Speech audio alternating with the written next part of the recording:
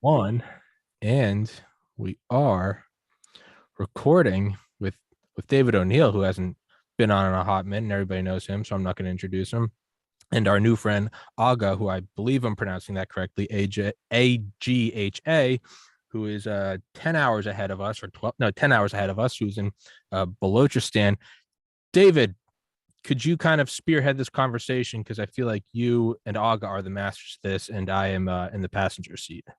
Yeah, so there's been this kind of global trend lately of governments around the world that have been target of elite capture by foreign interests and powers, mainly Belt and Road in China, ourselves included, that are selling out their own people and earning the resentment of their own people by pursuing very cynical counterinsurgency strategies against their own people.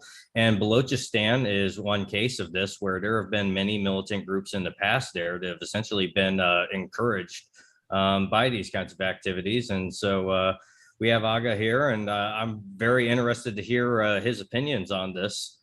Because he's one of the people I saw commenting about this of apparently Pakistani officers using the term culling in terms of conducting counterinsurgency. I can only help but think that that's how the FBI would like to use those kinds of terms with us these days. Probably. Agha, what are your thoughts or comments on all this? Uh, Tommy and David, the first point is that I spent almost my entire childhood in Balochistan and studied there. And till to date, I've been traveling extensively in Balochistan. And I've been very closely associated with various personalities who are very active in the Balochistan issue and the politics.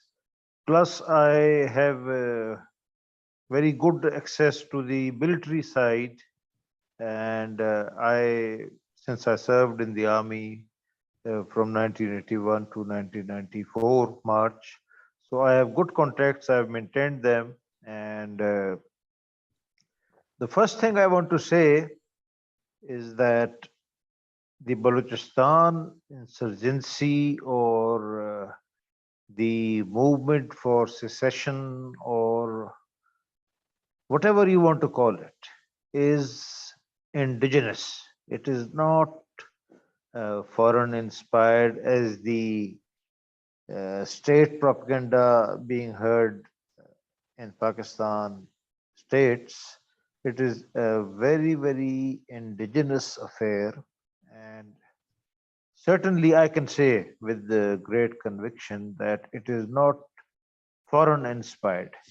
The movement is indigenous. Maybe there are some foreign parties interested in helping the Baloch, and plus we have to note that the Baloch, since like Ireland, which had no avenues of employment or bad crops and all that. Similarly, like Irish, the Baloch have been migrating all along history. And if you study like in Qatar or Bahrain or UAE, the armies, even Oman, the armies have been largely Baloch. There is a very large Baloch diaspora and the expatriates working all over the world, including Middle East, Europe, even America. You will find Baloch in the US Marines. I met a Baloch in 2002 who was serving in the US Marines and he belonged to Mand Bullo, which is on the border. And I was surprised, and he told me that large number of Baloch are even in the Russian army, even in the US army, Oman army, a very large number. So these Baloch abroad, they are also fully sympathizing with the Balochistan ongoing war, and certainly they are giving financial aid or moral aid or whatever. So now the first thing which we have to understand is that the Balochistan insurgency is indigenous and not foreign inspired, as it is being labeled. And yes, maybe India has an interest, or maybe some other power has an interest. That is a separate thing. But certainly, the first point I want to make, and the most important point, is that the Balochistan insurgency or the war of succession or liberation, whatever you may like to call it. I'm not a political person. I am a dispassionate analyst. And as I see it, I have been very, very straight in describing it to you. And I stick to it. And this is my conviction. Sir. Yeah, I very much appreciate, not getting caught up too much in the nomenclature. So many people want to get caught up in whether it's an insurgency or secessionist movements. And for me, from when I'm looking into whether it's the Gwadar area where there, essentially a Chinese colony is being built, and if I'm not mistaken, essentially a lot of traffic to that has killed a lot of businesses along a northern road out there, and forced a lot of people to kind of immigrate to other areas, if I'm not mistaken, as well as subjects. The more recent thing, I believe, if I'm pronouncing it wrong, the Rico Deck gold mine, I believe, has become a hot topic as of late. A lot of these kinds of activities are, really being seen, as, selling out to foreign powers, in this case, more China and than others. And so what are your takes on, say, the Gwadar developing area there, and how that has affected businesses and communities around the world? If I'm not mistaken, the boat makers of Gwadar were kind of the backbone of that community for a long time before Chinese development started in the area. David and Mr. Corrigan, Tommy, first of all, I want to give you the background to this whole issue, which is very important. Sure. Now, if you study the history of Pakistan, basically the Pakistani core elite, which is of course based in the Punjab and in the frontier. Basically, if you study them, all along this establishment has collaborated with the foreign powers. And first of all, since I am a sixth generation soldier, I want to give you an example that when the British East India Company came, the various ethnicities, even in India, North India, even in South India, and later in Punjab and frontier, all these ethnicities collaborated with the British East India Company. And as far as the Pakistani establishment is concerned, they especially collaborated because the British East India Company was viewed as savior of the Muslims of Punjab and Muslims of the frontier, the Pashtuns, both. They regarded them as a benefactor, and then they very, very actively collaborated with the British company during the rebellion of 1857-59. And that is how the Pakistani military and the Pashtuns and the Punjabi Muslims, they became the most favorite ethnicity of the British. Of course, the British East India Company was abolished in 1st November 1858, but the Pakistani establishment all along collaborated with foreign powers, and this was their strategy because the main Muslim leader in India and Pakistan, Sir Syed Ahmad Khan, he was the biggest loyalist, and he declared after the rebellion of 1858, in which he had collaborated with the British company. After the rebellion, he declared that the salvation of the Muslims of India lies in collaborating with the British and being good mercenaries. And that all along was the line. Now, if you study the Indo-Pak history, in 1939, the Indian Congress made a very stupid decision, stupid in the sense that because of that, India was divided. The Indian Congress made a decision not to collaborate with the British Empire in the war effort against the Axis powers. Whereas the Muslims of India and Pakistan, under the Muslim League, which was a minority party, very, very Mickey Mouse puny party. They decided to collaborate with the British, and that is how India was partitioned and Pakistan was created. Just like the British partitioned, Ireland and North Ireland, or you know, like the USA or Canada, something like that. So all along, the policy of the Muslim elite in India and Pakistan was to collaborate with some power. First, it was the British East India Company, then it was the British Empire, and after Pakistan was created, the Pakistani establishment decided to collaborate with the Americans. So that started in 1954 with an agreement and continued till 1965.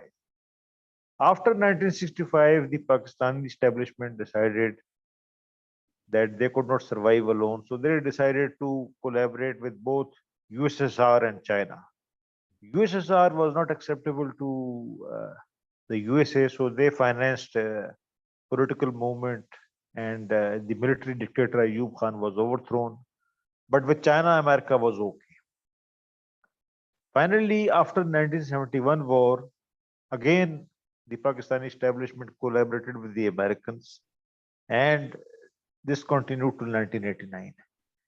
Now, about 2000 or so, the Pakistani establishment was a bastard child, and they had no foreign patrons or benefactors.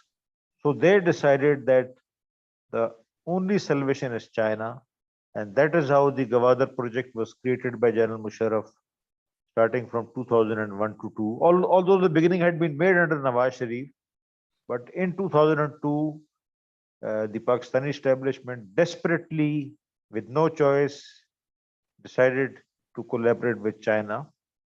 And that is how the Gwadar project started. There was a lot of talk about Gwadar, but actually, the major developments emerged after 9/11, because the Pakistani establishment was afraid of the USA also and Afghanistan. So they decided that China is the best bet. Now, over the passage of time, you see, if even I have a blood brother, actual brother, even my brother will fight with me over property, over assets, and would try to, always let me down. This is human tendency. I'm not Yeah. saying that it is in Pakistan only. Yeah. So how can the Pakistani establishment, being based in the north side of Pakistan, Punjab, and the frontier, how can they allow the Baloch any share in the pie? It is very simple. This is human nature. Uh, Even look at the British, the Irish and the British, or they were generally similar people, generally. But how Ireland was treated for 700 years, how Irish were crushed. Mhm. So this is the human tendency. I would compare, let's say, the English or the Irish with the Pakistani establishment and the Baloch. This is a struggle over, natural resources and over political power. And naturally, Gwadar has been badly affected. The boat building has been, almost destroyed now, with the Chinese trawlers coming and fishing there without any license or anything. So Gwadar is that, I think ultimately the whole population of Gwadar is going to be driven out of Gwadar, as I'm seeing it. I last visited it in 2017, and the people were very demoralized. And certainly, uh, you know, uh, like when America was colonized, this is something like that. When the America was colonized, naturally the Native Americans, you don't find them in New York now, or you don't find them Yeah. in Norfolk or Boston. It's very natural. It Yeah. is something like that. I'm being very, very blunt, but this is my assessment or my opinion. And that's Yes. what I appreciate about you is, and a subject for another time is we very much seem to both enjoy mocking the American foreign policy establishment for the materialistic alcoholics that they are. And I'm sure we can have a good chat about that another time, but That it is a definitely favorite. That is a favorite pastime of this podcast with David. But David, But- you're saying?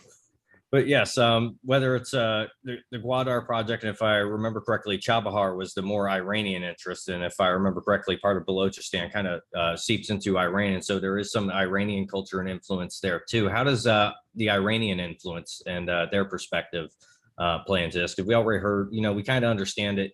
While it's not India supported, that India has interest in the Balochistan area just because of the cultural commonality going way back to the background, as you were saying. Regarding Iranians, I would say that during the Shah's time, the Iranian government was very oppressive with the Baloch. And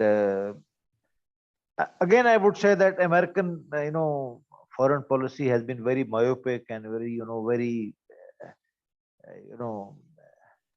mediocre, in the sense that when the Iranian Revolution came, the Iranian Baloch expected that the USA would help them and support kind of insurgency in Iranian Balochistan, but USA took no interest in it.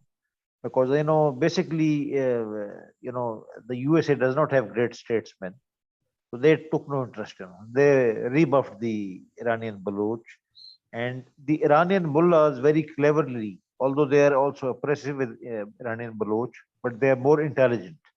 So, they started schemes like subsidizing, food stuff and subsidizing, fuel, lubricants.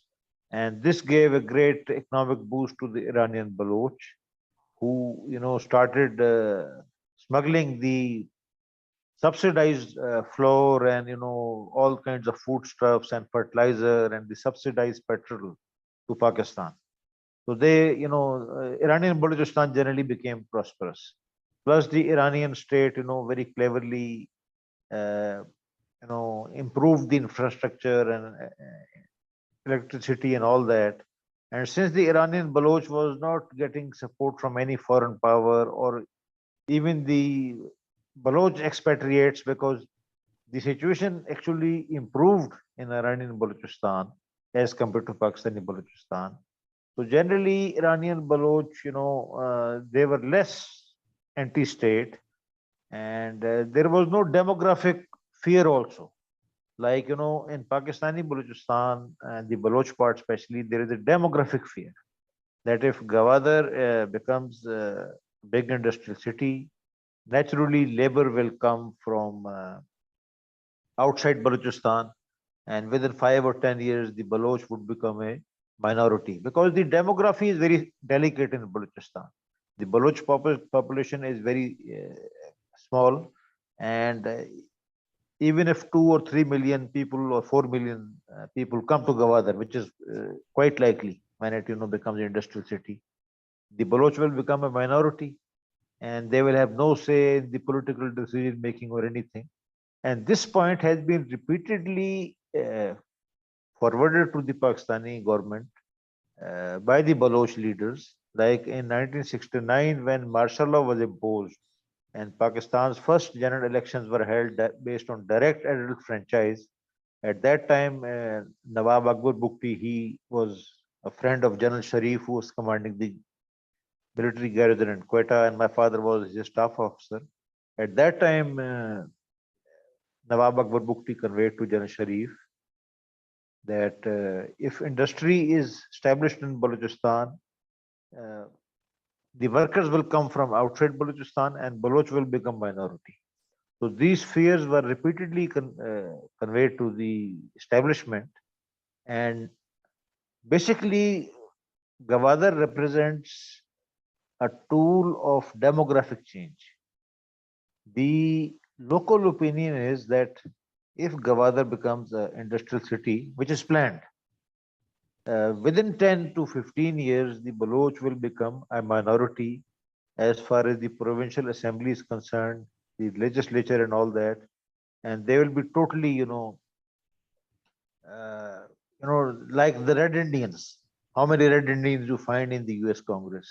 Like the Red Indians of North America, they will become, total, like an endangered species, or the Aborigines of Australia, like that, something like that. Here I would add that General Zia also, during the Afghan war, he deliberately, changed the demography of Balochistan by settling a very large number of Afghans who were Pashtuns. And this problem actually started in the Zia era in the Balochistan, because he brought the Pashtuns since he was supporting the insurgency. And insurgency was basically Pashtun insurgency in Afghanistan as far as the Soviet Afghan war was concerned. So this problem started in Zia era in between 79 and 88, and later aggravated, because the main fear in Balochistan is that like Chinese Xinjiang, where the non-Chinese population, non-Uyghur population is being brought. The great fear in Balochistan is that if Gwadar fully develops, there will be a major change in demography, and the Baloch will become minority in the next 10 to 15 years. So this is a very, very simple issue, but these people, instead of accommodating them, there is a political side also. Even you see, even Britain accommodated the Irish and they gave them independence in 1922.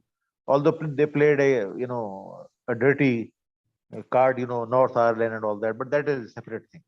But you see, the problem with most of the states here, I would say that the British were more intelligent as far as India was concerned. They realized that they could not hold on, so they started negotiations in 1940. In 1947, they gave independence to India, although they divided it. That was the parting kick of British by dividing India, and almost 1 million, maybe 1.5 million Indians died killing each other. The British didn't kill them, but the British foresight was there, and they decided early. The French were very stupid, and they got kicked out of Indochina, then they got kicked out of Algeria. The Portuguese, Spanish, were still fighting till 1975 in Africa. In this regard, the British were more intelligent. But the Pakistani establishment is also like the French, Portuguese, the Spanish. They are dumb basically. They don't have that foresight. Otherwise, with some negotiation, with some understanding and accommodation, the Balochistan issue can be solved. But uh, dealing it with the military option and crushing them and trying to change the demography, this is naturally going to be resisted, and it is being resisted. And it is a long-term affair because the demography is rapidly changing. The Baloch, the population percentage is now rapidly increasing. So maybe 40 years earlier, they were a very small minority, but they have been growing, and they have been going abroad, and from abroad remittances are coming. So prosperity is there, population is increasing. But of course, the fear is there that if Gwadar becomes a fully developed industrial city, demography will change. So this is the basic issue, sir. Yeah, thank you very much for that background, because there's so much that we just don't even get to see. At least in the English-speaking media, we hear about just a terrorist attack here or there, or a dispute over, say, like the Rico Jack gold mine, but very little other than that really makes it into the English-speaking world. And it's just really interesting to see, at least when I first started paying attention to, very close attention to Gwadar around 2017, 2018, just seeing how it developed, how quickly it is picked up and developed since then compared to like Chabahar and the Iranians. And as you say, the Iranians were a bit smarter in how to negotiate and how to at least build infrastructure and build up their Baloch populations. And whether it's the Pakistani establishment there, the British regimes of today, or our foreign policy and domestic policy leadership that don't really, they all want to use demographic change as a weapon, and they don't really have that kind of sense of old of negotiating and maintaining a balance of power. That seems to be a completely foreign concept in modern geopolitics. And so one of the things that I've noticed since the rapid pace in Gwadar development is that international communities that, at the very least, I wouldn't say we're supporting Baloch before, we're at least neutral. Since around 2018, 2019, we've started to see a lot of people from the international community start to label this as a terrorist organization, and various groups as terrorist organizations. So what do you think has been the result of the international community essentially looking at this from a one-sided lens, so to speak? And how do you see that acceleration since around 2018, 2019 from your perspective? As far as I see international community, first of all, let me give you my brief about the international community, which is basically Western Europe and the Americas. Basically, they have lost that zest, or maybe that basic, statesmanship, or maybe you call it resolution, or you know, they have, the West has degenerated into just money making and materialism, and there was some idealism. If you study the Spanish Civil War, there was idealism at that time. If you even study the Second World War, there was idealism. But I would say the Iraq War was the culmination of idealism, when Iraq was attacked, without any ethics, in total violation of international law. That was the culminating point, and total decline from that time. And even if you study Afghanistan, the more than 50% of Afghans wanted that the Americans should stay there, or have some kind of presence there, or some safeguards, maybe some nuclear weapons to to deter the Taliban, but shamelessly abandoned, and they went away. So as far as Balochistan is concerned, again, the US policy makers all along, I was there in Afghanistan when the US were there between 2002 and 2020. I was almost there for 8 years continuously, and then off and on, coming back and going back. The USA or NATO or anybody, they took no interest in Balochistan or what the Baloch were doing. There is a lot of propaganda that Indians were actively involved, but I would say that Indians also are very, very mediocre, and they are the same, people, mediocre people like the Pakistani establishment. No, not much difference. Maybe religion is different, but equally mediocre and pathetic. So Indians also, lukewarm support. Maybe some, they gave them some firecrackers or something, but foreign communities was not serious. But over the passage of time, the local population. Now, I want to give you a very clear distinction. In earlier insurgencies in the Balochistan, the northern side of the Baloch population was active, where the Sardars, the tribal chiefs, they were leading the insurgency. Now, in this particular insurgency, starting from 2002, the southern Baloch population is leading and spearheading this insurgency. And a very important point to remember regarding southern Balochistan, the southern Baloch population, is that the tribal chiefs are not there in southern Balochistan. It is a more democratic society. And from southern Balochistan, Makran and Kharan and even Panjgur, the southern Balochistan, where the insurgency is very, very active. From here, mostly people have gone abroad, and especially regarding Gwadar, and Gwadar is part of Makran district, now known as Kesh division. If you study, at one time, almost 75% of Oman army was from Gwadar and Turbat district, and Panjgur and Kharan. So even now, Oman has got a very large Baloch population. So this diaspora in Baloch in Qatar and Bahrain and UAE, they are maybe aiding the Baloch. Plus, there is the drug mafia. There is a Baloch drug mafia also. Some of them, most of them are collaborators of the establishment, but some of them are supporting the insurgents. And I would say that these insurgents, they don't have any foreign support as such. Uh, all along, I would say, if you study the insurgencies in Balochistan, the first insurgency started in 1948. The second insurgency started in 1958 and continued to 1969. The third insurgency started in 1973 and continued to 1976. And this fourth insurgency, this started in 2002 as a direct reaction of Gwadar and is continuing for almost 20 years.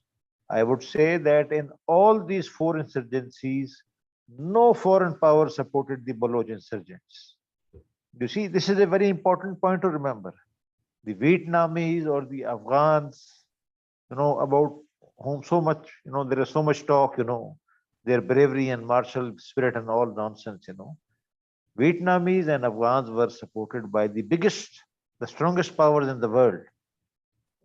The Chinese initially, and then, Vietnam was dished by China but supported by USSR. At that time, a great power. The Afghan war, all along was the Soviet Afghan war. The Americans were supporting the whole world, NATO and even China and everybody, even Japan was sending something.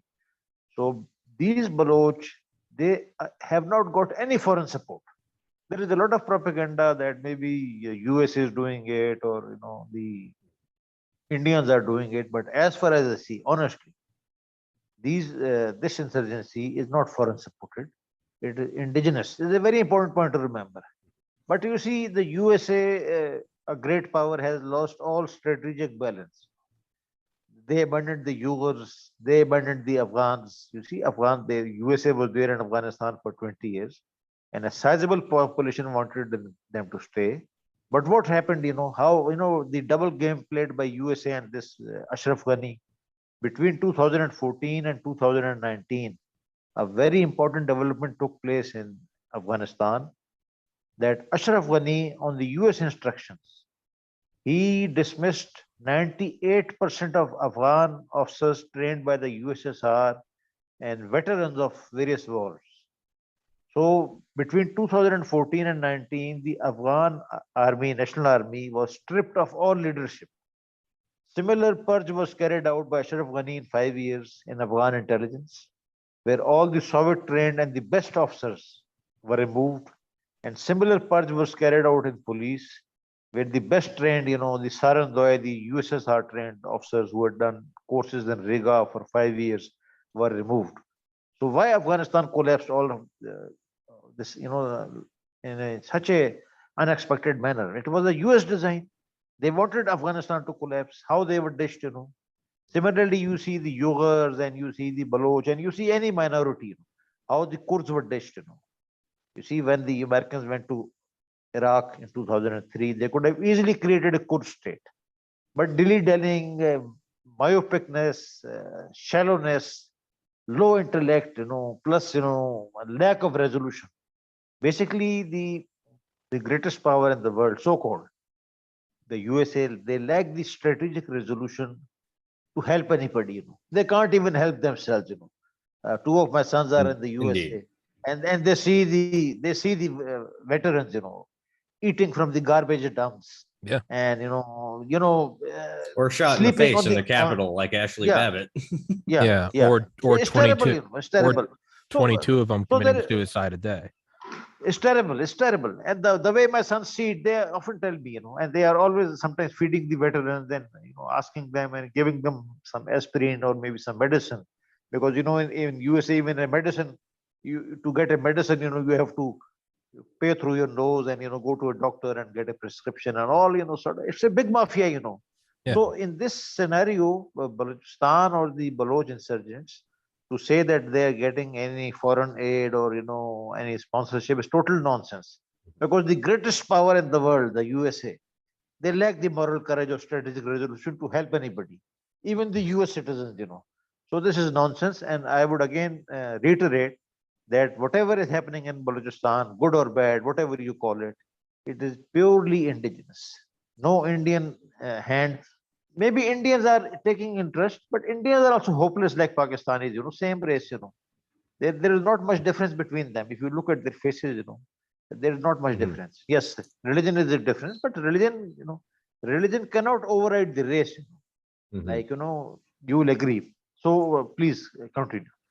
Yes, so one of the things that you mentioned there, and I completely agree, because when you use demographic change as a weapon, you're going to do is you're going to unite everyone within the tribal community against the outsider there, and much the same thing is happening here in the United States. Anyone that speaks out against the neoliberal regime as of current, well, you're being supported by Putin, you're being supported by the Russians. You know, you can't be a populist American who is against the neoliberal regime. So it's very much the same kind of game that we see being played here, where just, all these rumors and disinformation about foreign support. But one of the things that you mentioned was the drug mafia of Balochistan.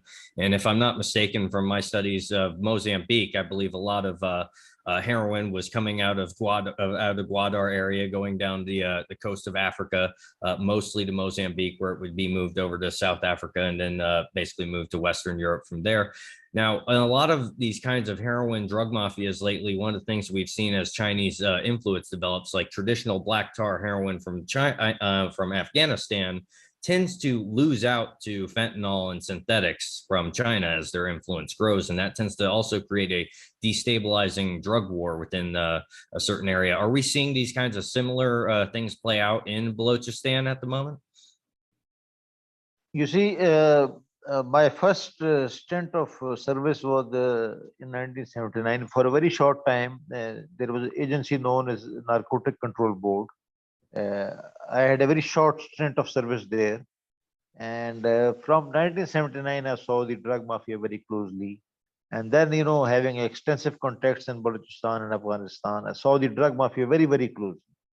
Now, regarding the drug mafia, as you know, that the heroin basically started in the Vietnam War, when the Golden Triangle, was financed by the CIA, and nobody knew how to make heroin in Vietnam. This was taught to them, by the CIA and the operatives, because during the Vietnam War, for various black operations and so many, dirty tricks brigade, they had to finance, all those things. So, the Golden Triangle was created, and these poor Vietnamese and Burmese and Chin and Karen and so many tribes, they were taught how to make heroin. They had no idea what was heroin. So similarly, in the Soviet-Afghan war, the Golden Crescent was created in Balochistan and Afghanistan, and Afghans who had no idea about heroin, they were taught how to, make heroin. The chemical, of course, the anhydride, this chemical used to make heroin, is imported mostly from China or from Turkey or India. That is also very expensive, 25,000 rupees per liter, or 30,000, which is a very huge amount. So basically, first of all, heroin or morphia paste has to be supported by a state. Now, the situation in Balochistan is that the major uh, drug mafia, of course, have state support. Like, I worked in Helmand in Afghanistan during the US-Afghan war, and I saw closely how between 2006 and 2014, 15, the a new drug mafia was created by the US government, and officially the profits were being sent to the US Treasury, but not of corruption, because basically the morphia paste in Helmand was being sold to the pharmaceutical companies. So there was a state angle. In Balochistan, also in Pakistan, there is a state angle. A very large part of drug mafia is being supported by the state establishment for their own reasons, like the CIA was doing, black ops and all that. Similarly, a very large part of drug mafia is being supported by the Iranian state, because Gwadar and there is a place Gavatar. One is Gwadar from D, and one is Gavatar, Gwatar, which is just next to the border. A very large amount of morphia paste is going from Gwadar to Gavatar, and there it is being switched over into Iranian launches. And generally, the impression is that the Iranian launches are clean, which is a total nonsense. So there is everybody involved in the drug trade, and then there is a small drug mafia, the local drug mafia. Naturally, they don't have the Pakistani state patronage and all that, and they are being harassed and all that. Major part of drug lords whether Pakistan or Afghanistan or Iran or UAE, enjoy state support. This is very, very clear thing. The minor part of drug mafia, maybe they don't. And when I visited Gwadar in 2017, I was very alarmed to see that some drug mafia enjoying the establishment's patronage, they were, very, very actively selling meth, which is a very dangerous drug, and which is very bad for the, for the human health, and destroys a person. So meth was also being sold, and the local Baloch were of the opinion. The various my sources who I interviewed were of the opinion that you know uh, this is being sold deliberately to destroy the young generation and all that. And at that time, I had a very small contract with the uh, Maritime Security Agency, which is a anti-smuggling branch of the Pakistan Navy, and they wanted my help regarding some anti-narcotic operations, and they invited me. And Mr. Wajid Chaudhary, who was chief of the naval intelligence at that time, he invited me to Gwadar. But after 7 days, he became hands up, and he said that, sir, we cannot continue this operation. And thank you very much for your service. And naturally, my agreement with him was that uh, I don't want to be paid anything. I just give me some mess accommodation and lodging and all that. And so I was told after 7 days that, sir, the situation is very hot, and the drug mafia in Gwadar and the Turbat area, uh, they are, they have reported your presence to uh, the overlords. I don't want to say anything more. So you please, if you go, thank you very much. So this was the situation. Jeez. Drug trade is totally dominated by the establishment, whether it is Helmand, the US establishment, and the British. If you study, you have written a lot on the Camp Bastion and all that. So Afghanistan, it was the US and British, and in Pakistan, naturally the Pakistani establishment. In Iran, it is the Iranian establishment. If you study the these Hubara shooting Arab princes who are coming to Pakistan, their aircrafts, they are not checked by custom. Nobody can check them, and they bring 730s and Boeings, and they can fill it with anything and take it to Saudi Arabia. The princes. Mhm. So it's a very dangerous thing. And I would also narrate that my regimental officer, Brigadier Adnan Azim, who sadly died of heart failure about 15 or 20 days ago, he personally told me that he was the head of the anti-narcotic force in Balochistan. And anti-narcotic force was initially a US financed project.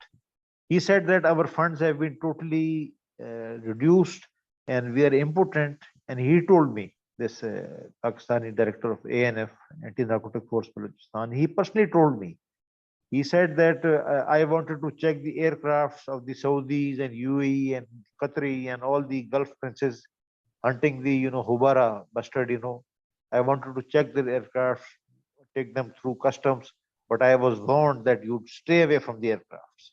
So no aircraft of any Arab prince in Balochistan is checked. I'm just giving you an example. The level of people who are involved, naturally in the morphia paste trafficking, or even in the any inter-border trafficking, any person without state patronage just cannot survive. So there is a very big state patronage. I would say even US, British, the Pakistani, Iranian, UAE, Saudi Arabia, you name it. And now, of course, Chinese are there also. I have not visited Gwadar in the last 4 years, but naturally, everybody has got a finger in the pie. Sir. It seems very similar to situations we've seen here in the States. For example, I used to live very close to Venice Airport here in Florida, which is where the 9/11 hijackers learned how to fly and everything. And it's been a very open secret for a long time that there is foreign royalty that are given diplomatic passports, and they've essentially been running heroin and other kinds of drugs out of that airport, none of the aircraft being checked or anything for a very long time. And that all goes back to essentially Knights of Malta and going back to the Golden Triangle as that was set up. And if anyone attempts to look into it, they will reach a very similar conclusion. It just, at a certain point, no one's going to touch it. And that seems to be a running theme throughout most of these, drug mafias. Is the old saying kind of reigns true to if there's organized crime of any significant level, it is state sponsored in some way. And that really seems to be true. How do you see, as China's synthetic heroines and more fentanyl based products, how do you see that affecting the power establishment that does have interest in Helmand? Obviously, if fentanyl starts to win out as it does here in the States and whatnot, is that going to affect people lower down in the chain who are dependent on Helmand pie as opposed to the establishment regimes that are more in bed with China at the moment? You see, the thing is that China can strategically manipulate the manufacturing of morphia paste, as you know, heroin is called, it's diamorphia, because the major chemical used in this heroin labs is the anhydride, and China is a very major producer of anhydride. China, India, and Turkey. Three countries are very major producers, and China is the biggest producer in the world of anhydride. So China can definitely influence the drug mafia by supply of anhydride, because anhydride is very difficult to transport. Presently, it is coming mostly from Turkey via Iran or by sea, or it is coming from India by sea or by the land route. But naturally, China can, of course, manipulate the drug mafia, and for their own political ends, they can, they can really influence. As far as Helmand is concerned, Helmand is mostly the base production area, but the laboratories, are mostly on the border, Afghan-Pakistan border, or maybe on the Afghan-Iran border. Balochistan is basically used for transporting, because they don't have their own, hash. They have a very low quality hash in Kalat. I visited Kalat in 2018, and I met some of the big people involved in that, and the quality in Balochistan is very low of the hashish and of various drugs. They have low quality. The prime production area is Helmand, and then Badakhshan and Takhar in north. So basically, Helmand is the production area, and laboratories, you can say, are on the border. And now I have heard that some laboratories are, very, very operational on the Iran-Balochistan border. But this needs to be confirmed. I would still say that almost 75% of the laboratories are on the Afghan, Pakistan, and Afghan, Iran, as well as the Afghan Central Asian border. Balochistan basically used for transportation, which is the most important thing, because more than 65 to 70% of the morphia paste, which is diamorphia or heroin, as you call it, is transported from Balochistan, Pakistani Balochistan. Iranian Balochistan is more strict, and I would say that on the Iranian side, there is a state monopoly as far as their switching is concerned from Gwadar to Gwatar on the launches, because as you know that the launches with the Iranian flags, they are normally not checked. And as you know that when, again, going back to history, it is so interconnected. Going back to history, if you know, in 1979, when the revolution took place in Iran, basically the core drug mafia was Iranian. So that core drug mafia went to UAE and Dubai and Qatar and Bahrain. So if you study UAE properly, and even Saudi Arabia, the Yeah, elite, if I'm not mistaken, the UAE is the producer of the dows that are often used to move the heroin down to Africa. Definitely. Now, if you study UAE and Saudi Arabia carefully, the moneyed people, the moneyed establishment is Iranian. Like in UAE, you have this Demak group and Fikri and somebody. In Saudi Arabia, you have Galadari, who's also Iranian. So the drug mafia simply put 79, it went to UAE.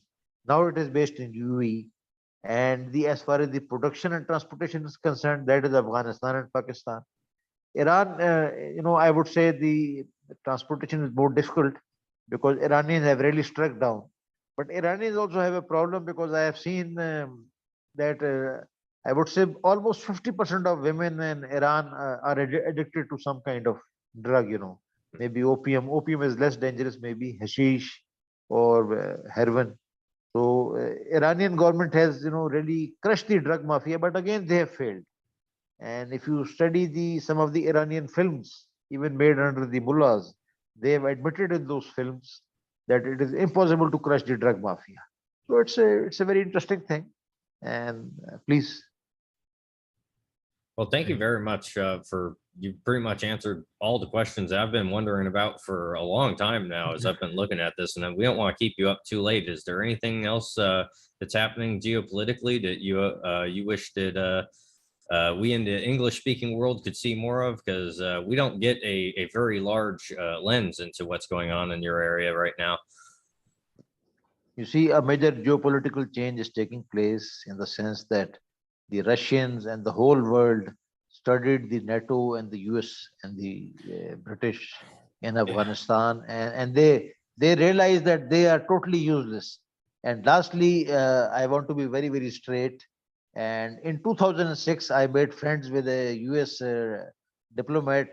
He was the second secretary. His name was Duke Scherer. He was in the US embassy. Actually, he was there. I used to meet him frequently and a lot of discussions and a lot of, I used to give him various ideas about various things. And he used to take very, keen interest. And, in the end, how he summed up everything. He said that my superiors in the State Department and in Washington, D.C. are wet pussies hiding behind emails. This is how he summed up. This is how he summed up the U.S. establishment. So don't expect anything from wet pussies. I would go one step further, and there's a lot of speculation that at least 2/3 of the diplomatic corps and some of the intelligence community these days are essentially on psychotropic drugs, and benzos, benzos, and mixing that with alcohol because they can't smoke, or they're materialists for the most part. So as soon as they stop working, they start drinking, and then they take benzos for the stress, and they tend to nuke their mind. A good example of this is the Brookings Institution here. When the Trump came into the presidency and many of the neoliberal establishment essentially went out of power, so to speak, they went to Brookings Institution and other think tanks where they were essentially on a state-sponsored vacation, and they've drank themselves to death in that time. And that's why now that they've come back into power, not that they were very bright before, but they're even more degraded now, as we see. I totally agree, but again, I want to repeat that the US and NATO performance in Afghanistan, has encouraged Russia and has encouraged the anti-US forces to embark on, adventures like Ukraine and everything. This is a dangerous trend. You see, Putin has got valid grounds to go into Ukraine. That is separate. But they studied the US Army and the British Army and NATO in Afghanistan. And, especially the only people who fought were the, Americans. They suffered over 2,400 casualties, fatal casualties in actual fighting. Rest, you can say British also did something, but, Mickey Mouse, 500 or 600 maybe. But the thing is that the whole world observed how pathetically NATO behaved. NATO, I mean Western Europe. So this is a dangerous geopolitical trend. The Ukraine war itself is, a very dangerous trend. People are not understanding. And the Americans and the NATO are trying to fight the war on Twitter or on Facebook or on LinkedIn, maybe by posting. But it's a dangerous thing because you can't win wars on Twitter or on social media. You will agree. Yeah, I agree, but they seem to have to learn that lesson the hard way, as they call every populist that disagrees with them in the United States Nazis. Meanwhile, they're supporting they're tripping over themselves to throw weapons to actual Nazis in Western Ukraine, and Definitely. And questioning Putin's, they're saying that he's insane. And it's like, we can go back to the Bucharest summit of April in 2008, where he laid out his policy for if NATO expands again, and nothing has changed about Putin. Definitely. Yeah. Putin has become a hero as far as the Latin America and Afro-Asia. Even in America, people like him. I've met many Americans who love Putin. Yeah. It's like, I don't want to love Putin, but compared to what we have for our leadership, it's hard not to like him. Definitely. Yeah.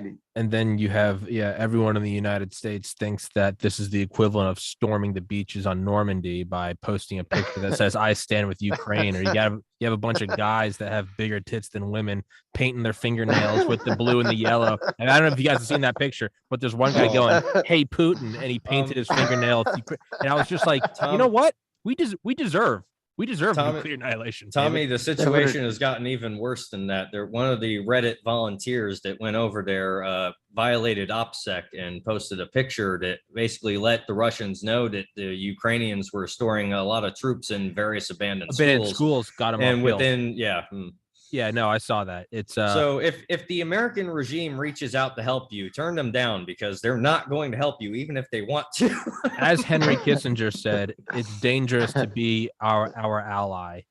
It's lethal to be, it's dangerous to be our enemy. It's lethal to be our ally. So definitely. Even Kissinger's right. Even a broken clock's right twice a day. But Agha, I would love to have you back on, man. And we can absolutely keep talking, but I know that it's 1 a.m. your time. I don't want to keep you up, but okay. I'd love to do another episode with you and David sometime, man. So thank you very much for the interest and the podcast and everything. And I don't know if this podcast will have any impact or not, but I have tried to give you my opinion. Very, very frank opinion as far as I've seen things. Thank you very much, because we appreciate anyone that wants to cut through the euphemisms that the politically correct prefer to use and just talk about the subject bluntly. And as Tommy said, we would love to have you back and talk about this in the future, because of course I read what you post on academia. Tommy doesn't have an account there yet, but you have very colorful opinions about the Western establishment, and I feel like we would have some very fun discussions in the future. Definitely. And Agha, there's another guy that's been on here a couple times who I simply know as T, who's in the Israeli Special Forces. He's in Syria. And I don't know what he looks like. He wears a mask when he does the podcast, but he comes on and I love it. He tells us his opinions on everything and kind of how fucked up the world is. But it's another one where it's a guy halfway around the world that's coming on and just laying it down, and I genuinely appreciate it. I think it's a good break from my own myopic and, as David said, English speaking centered universe. I genuinely mean that. I would love to have you. Obviously you have David and I's contact info now, so let's not be strangers, especially with everything going on in Ukraine. I would absolutely love to have you on again, man. You're a wildly fascinating individual, and I can only imagine it's David's a kid in a candy shop talking to you. So we'll have to do it again. Much grateful, and have a nice day, and God bless you, and good night. God bless you as well. God bless. Thank you so much. God bless. David, thank you. Agha, David, I will send you the episode when it's uploaded, but I got to get prepared for my next episode. Agha, God bless you, sir. David, I'll talk to you later.